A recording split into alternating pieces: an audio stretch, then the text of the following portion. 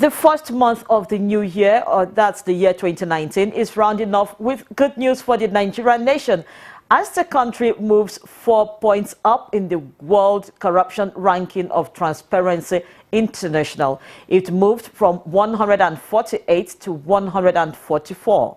This is coming about a year after President Muhammadu Buhari was named the African Union Anti-Corruption Champion.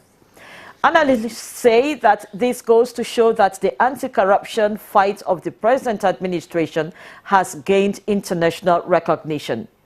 The program is the portfolio on NTA News 24, and on this edition, we focus on Nigeria's anti-corruption ranking and the possibility of attaining the Central Bank of Nigeria's economic projection of 2.8% if the fight is sustained.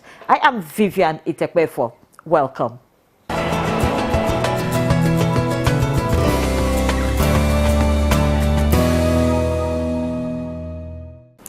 Thank you, Vivian. Good to see you. Nigeria is to key into multi-billion naira vegetables and fruits production to meet local demand. This is coming as the government raised concerns over the more than 120 billion naira daily on importation of vegetables. In view of this, federal and Kaduna state governments, with the support of United Nations agencies, including FAO and ILO, to establish Vegetable Production and Aggregation Center in Kaduna State. When this is completed, superstores will be directed to buy and sell vegetables directly from local farmers. It will also increase, the level of production. That is one. The second, of course, is to also see how we can reduce the post-harvest losses. You know that tomato is produced, and the trend is that because of its shelf life, it quickly gets deteriorated. So the support is actually going to see how we can remove post-harvest losses by processing and doing quality storage. Thirdly, we also want to see that the tomato and other associated horticultural crops that come along with it are of high quality. They have everything that the international standards would desire, so that those products coming from those facilities that we are putting in place can be for local and international markets. Exciting is the fact that we have an off-taker, which is not just a local player but a global player, Rocca Brothers of Italy. They are off-takers that have signed off onto this project, and therefore it simply means that for whatever we are going to produce, it has to be of international standard and is going to the international market directly. And that's why you find out that all the effort at training our farmers is given the very utmost attention. The reason is simply because, yes, we produce, but we do not produce according to standards, and therefore we do not have access to the best markets. An African nations is to plow $2 billion into joint oil gas investment. All production nations in Africa are proposing the expansion of a financing agency called Africa Energy Investment Corporation to fund collaborative efforts towards providing oil and gas infrastructure in the continent. Speaking at the Nigerian International Petroleum Summit in Abuja, Nigeria's Minister of State for Petroleum Resources, Dr. Ibe Kachukwu, said the idea is to mobilize between $1 billion and $2 billion of resources to fund all the essentials necessary for us to properly collaborate. Kachukwu, who doubles as the president of African Petroleum Producers Organization, disclosed that APPO had signed resolutions that endorsed all the changes that stakeholders suggested and is moving toward implementation. And the whole idea is, quite frankly, to mobilize between $1 to $2 billion of resources to begin, quite frankly, to fund within Africa all the essentials that are necessary for us to do proper collaboration. Today, most African countries are siloed. Everybody does their own thing. You do your own refinery, you do your own plants, you do your own gas turbines, everything is so siloed. But if we could just cross the Rubicon and be able to extend hands-off infrastructural relationships across Africa, build joint pipelines, like Dr. Barry said, build joint plants, build joint refineries, begin to protect the African market, we would have taken a huge step, not only to the development of Africa, but to the stabilization of independent African countries.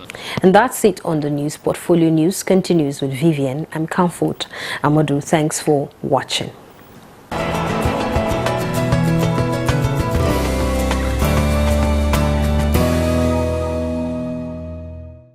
Thank you, Comfort, for that update.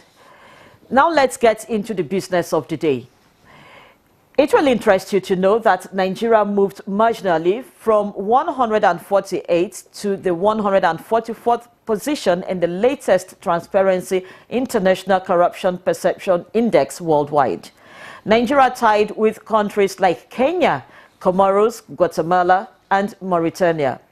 This latest ranking also saw the United States of America dropping 4 notches from 18 to 22. Nigeria came ahead of Cameroon, positioned at 152. And yes, Botswana remains the most transparent African country at 34. You will recall President Muhammadu Buhari last year was appointed African Union Anti-Corruption Champion for Africa. How does this impact the perception of Nigeria's anti-corruption drive? I have with me in the studio an economic analyst, Mr. Yushau Aliyu. You're welcome to Portfolio. Thank you. Good day. First, I congratulate you as a Nigerian, moving 4 places up from 148, or 4 places, you know, positively, 148 to 144. What do you make of this ranking? It's a great movement when you compare Nigeria and United States that had the same 4 points but declining. So for Nigeria, it's a kudos to the president because the Corruption Perception Index is simply an analysis of trying to find corrupt-free government business. That is why it is public sector driven. Okay, so what does this say about the efforts at home that the federal government is doing, you know, to rid the system of corruption, systemic corruption, so to speak? You know, when development is mentioned, expert always speaks about attitudinal changes. When attitude is changing positively, the drive to growth is seen to be reality. But from that perception, the Corruption Perception Index, as against 2017, is a kudos for Nigeria, looking at the fact that he was appointed, the president was appointed unanimously by African leaders. And that showed great concern to the rest of the Africans because, one, Mr. President being anti-corruption Caesar, so to say, has to do with a lot of attitude personal to him. That is, you know, most of African leaders or most of the world that are attached to corruption is attached to their grandeur lifestyle. And when you have a grandeur lifestyle, you have to go extra mile to make sure that you meet your commitment. So the president is somebody that the world agreed, and now it has been clear to the world that if you want to do business in Nigeria, you don't have to sit with the president to negotiate deals. You only negotiate with the economy and the sector you are putting your own investment. And that is why the Corruption Perception Index, as advocated by Amnesty International since 1995, is trying to show how willingness government, democratic institutions are working. Democratic institutions working perfectly, they have their own score. Remember, it's not just the ranking, movement from at least four notches. That is not the concern. The concern is the attitude of those in public. That is the same thing that affects the American. Donald Trump being a president who is highly capitalistic, who has so much interest, who has a lot of investment, who is not willing to pay more taxes, compared to a president that is now willing to advocate that let us be serious in our business, let us be serious in minding the funding of government, let us have some transparency in dealings in financial matters, and so on and so forth. Now, Nigeria is Nigeria tied with some countries like Kenya, Mauritania, Comoros. Is that a fair tie? No, it's not. It's not as far as the ranking is concerned. What I saw is Nigeria has 27 points in Amnesty ranking, and it is maintaining the 27th position for the second time. I remember the way the notches are being clearly spelled out is that when you are at 0 level, it means that the corruption index is so bad. And when you are moving from 0 to 1, because it's just a horizontal and vertical representation of rating, where you now begin to see at what level you are operating. But it is good that we have knocked out some nations and then assume the 4 notches, which is a credit to the government, which is a credit to all Nigerians, because more business people would like to associate with the economy. And at the same time, looking at the election just coming up, there is a lot of volume for this release.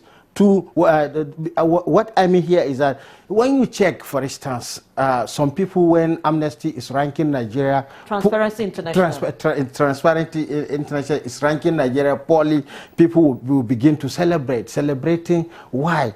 And in some cases also, when the ranking is not in favor of Nigeria, some people will begin to lament politically. But at the same time, it is just good for Amnesty International to understand that they are not dealing with only sub-Saharan Africa, they are not dealing with the African countries, but they are dealing. And that is why I don't have much emphasis with regard to our ranking with Mauritania and other countries, looking at the role we are playing in international economy. Now, corruption, you analysts say that it determines to a certain level how much a country develops. Now, the Central Bank of Nigeria has an economic projection of 2.8% for the growth of the country for this year. Having moved up to 4 notches, how does this impact on this growth projection? Can we attain it? Well, it's not likely to attain 2.8 because the earlier projection by the Ministry of Budget and Planning was 3.5% growth rate, but within 3 years period. But as a result of slow economic growth level, witnessing, and as a result of also many economic policies that are not working, is not likely to reach that level. But significantly, it is now an indicator that even if there is going to be any shift from where we are, it's not going to be significant.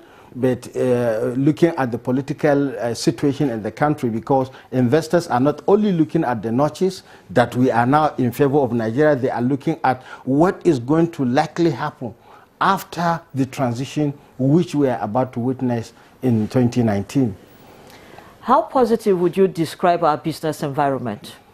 Based on another rating by Ease of Doing Business, it's still very interesting to know that Nigeria is an investor's heaven, and also based on the performance of stock exchange, you can see clearly how people are trooping in, despite the fact that it is slow, but they are still coming. Looking at the potentials, because Nigeria that is known in oil, many investors are coming to invest in oil industry. Many investors are coming to invest in our banking institution. We have seen how many African countries are putting their own resources in our banking sector. And now the agriculture. Many agricultural experts around the globe are showing interest because Nigeria is producing and it has the market. And not only the market, the environment is now being intensified by a report like this, Amnesty International. They are Transparency International is trying to create awareness to the world that yes, there is positive development, and that will guarantee a lot of issues as far as economic development of Nigeria is concerned, but it's not going to be as significant as proposed by the Central Bank of Nigeria, but there is going to be a shift. So how do we attain significant milestones going by the projection of the CBN? There must be security, because when security is mentioned, that is when our productive sector, especially agri, government is trying to diversify the economy. And by diversifying our economy, the agricultural zones has to be very, very effective and efficient at the same time. So there must be security to secure the farmers to go to farm. And also there is need for especially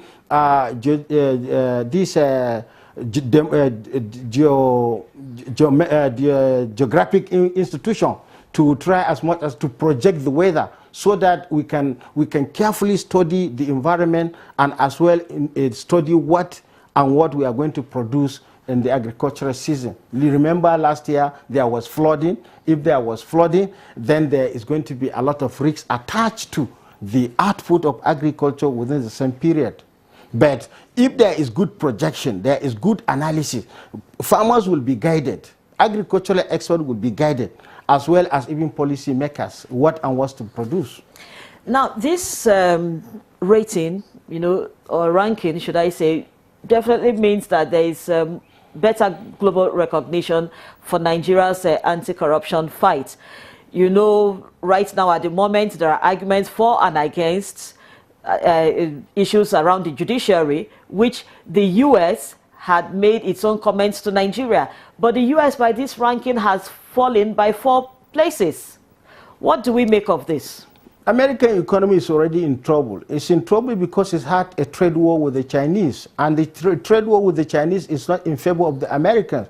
So that alone is devastating to American economy. But the corruption index is just the way people, the way the analysts, it's a survey that is being conducted. And the survey has to go through government institutions. A lot of institutions are not working today as a result of just some issues politically that is supposed to be ironed between the Congress and the president. So that has its own stand.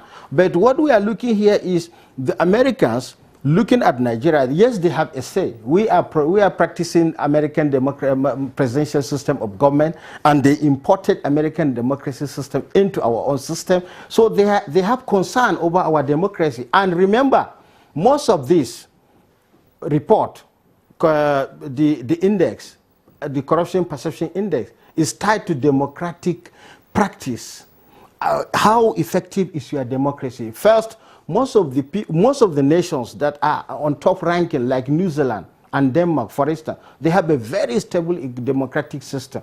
But most of the countries that are also suffering from the same perception index include Syria. Where is the democracy in Syria? Where is democracy in South Sudan?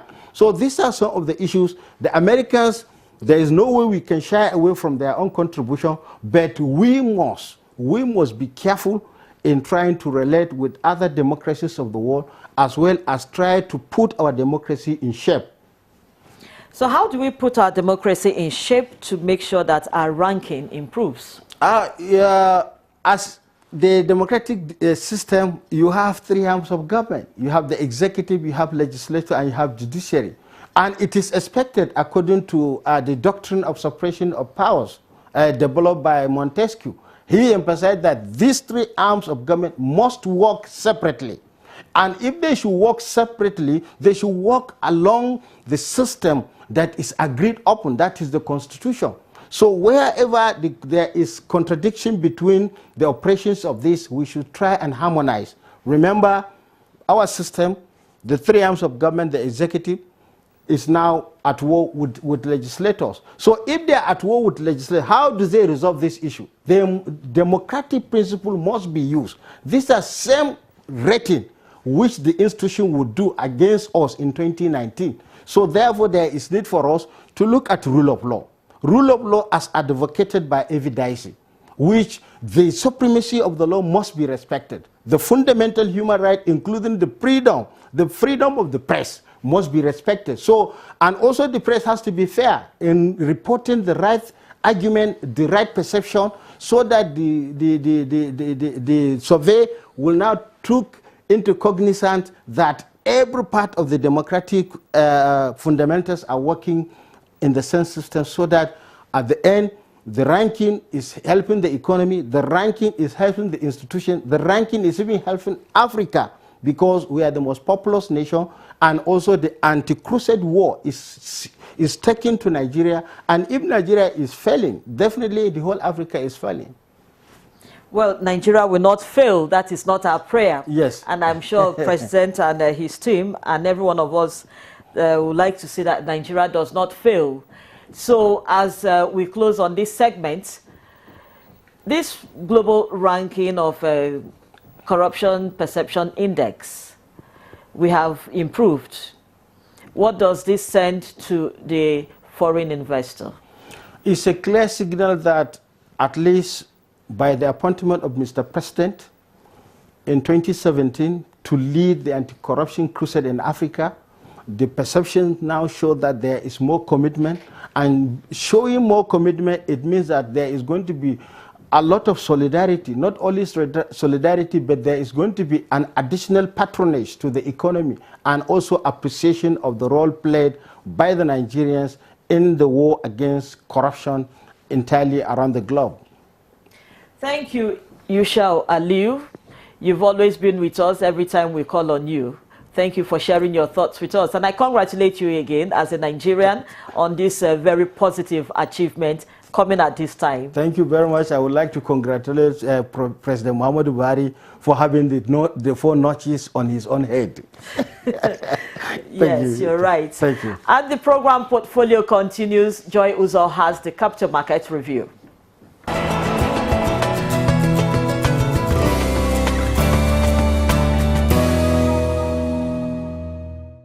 It's good to have you join us on this segment of the program where we'll bring you a review of activities from the equities market for the previous week.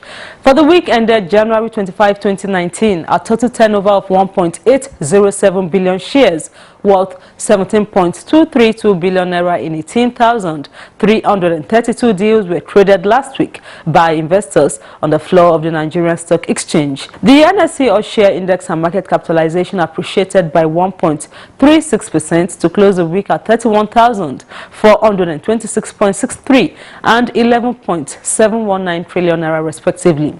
Similarly, all other indices finished higher with the exception of the NSE ASEM, NSE Consumer Goods, NSE Oil and Gas, NSE Lotus Islamic Index and NSE Industrial Goods indices that depreciated by 0.17%, 0.41%, 1.32%, 0.60% and 2.02% respectively.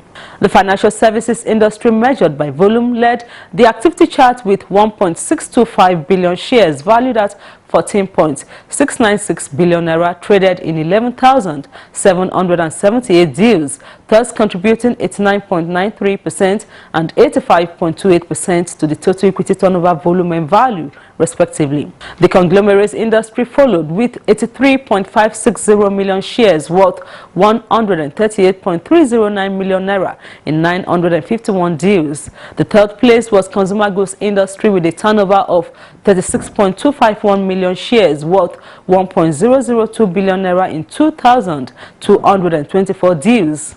Trading in the top 3 equities, namely Diamond Bank PLC, Access Bank PLC and Guaranty Trust Bank PLC measured by volume, accounted for 871.524 million shares worth 8.488 billion naira in 3,305 deals, contributing 48.23% and 49.25% to the total equity turnover volume and value, respectively. Also traded during the week were a total of 34,341 units of exchange-traded products, ETPs valued at 440,166.37, executed in 7 deals.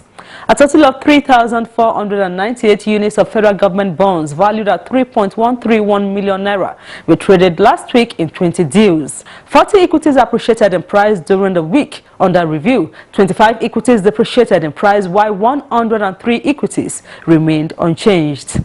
And that does it on the Capital Market Review segment. Thanks for your time. I'm Joy Uzo.